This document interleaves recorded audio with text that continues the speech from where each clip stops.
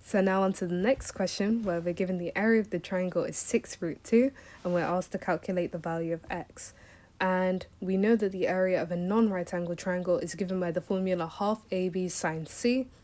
So we can solve that using the measurements we have been given.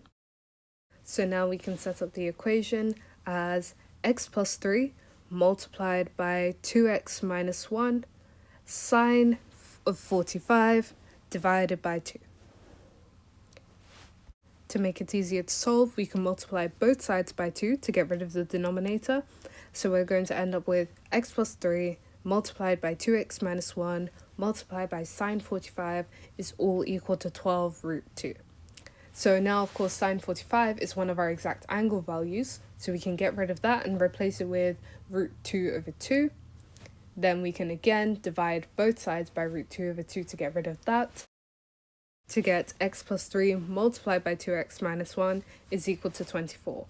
Now it's starting to look a bit more like a quadratic, so let's expand out the brackets and try and bring it all onto one side so we can solve it like a quadratic.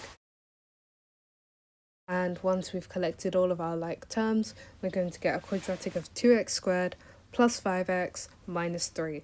Of course, we always know that quadratics equal to 0 before we solve them, so let's bring the 24 back onto the other side by minusing it from both sides. So we'll get 2x squared plus 5x minus 27 is equal to 0.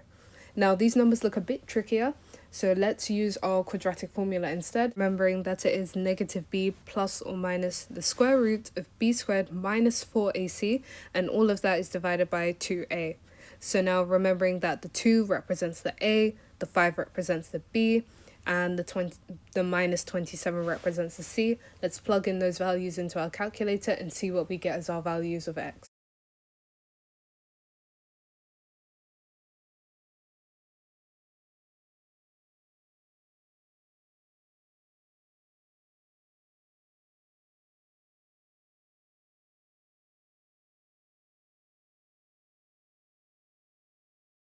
So remembering that we need our x values written to 3 significant figures, we're going to write down both of the answers that we get out of our calculator as 2.63, and the other x value, once we've minus that, is minus 5.13. So of course we need to look at which value it is, because the question is asking us for a value. We know that length has to be positive, so therefore minus 5.13 cannot be an answer as it would return negative lengths. Therefore, our value of x must be 2.63 to 3 significant figures.